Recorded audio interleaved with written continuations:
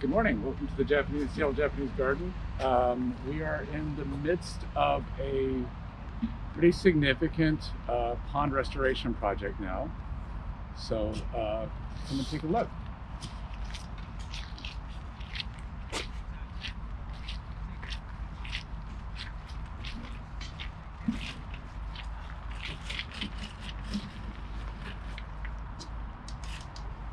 So this is probably about 20 years of neglected maintenance on this pond that we're working on right now.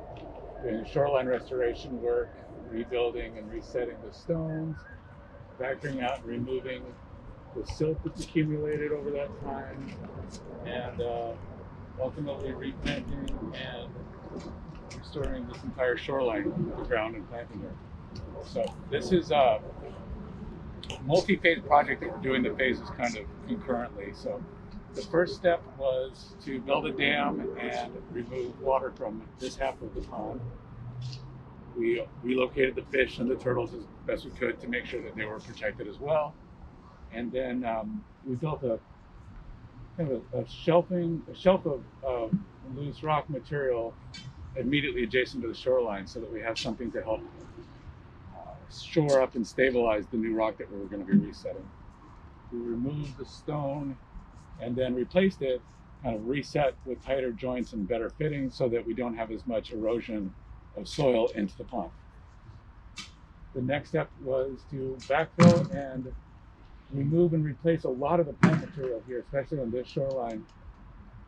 As we were replanting and replacing, we thought about the spacing a little bit differently and helped to move some stuff around. A lot of these plants have been here for a very long time, and they've grown to the sizes and shapes that they were starting to become very limited. So we spaced some things out a little bit more. We saved all of the significant plantings and left a few holes so that we can continue to add or address planting changes in the future.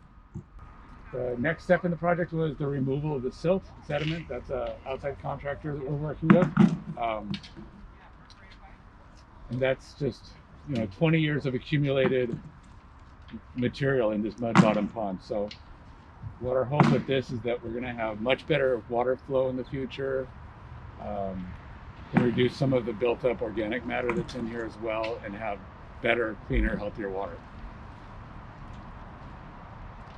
We're also at the same time, since we've got it all drained out, redoing the suhama cake out there, sorting out the rocks and resetting the more uniform sized material that's being, as you can see, hand selected and hand set.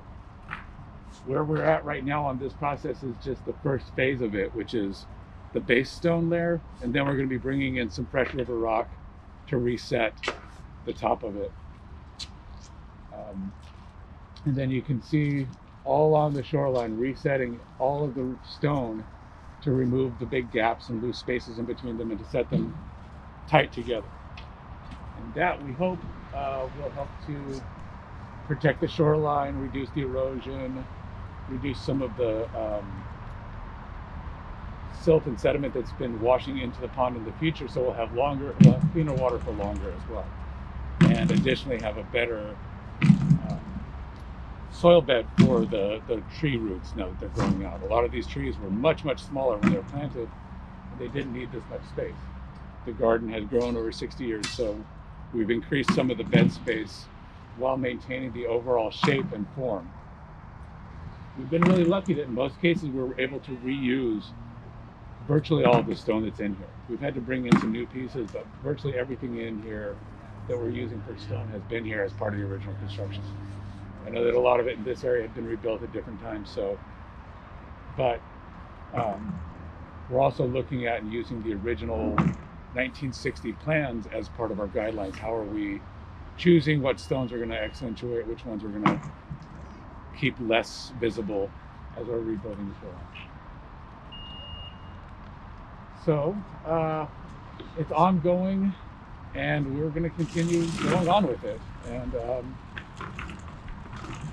I'm excited to see it when it's completed. Thank you.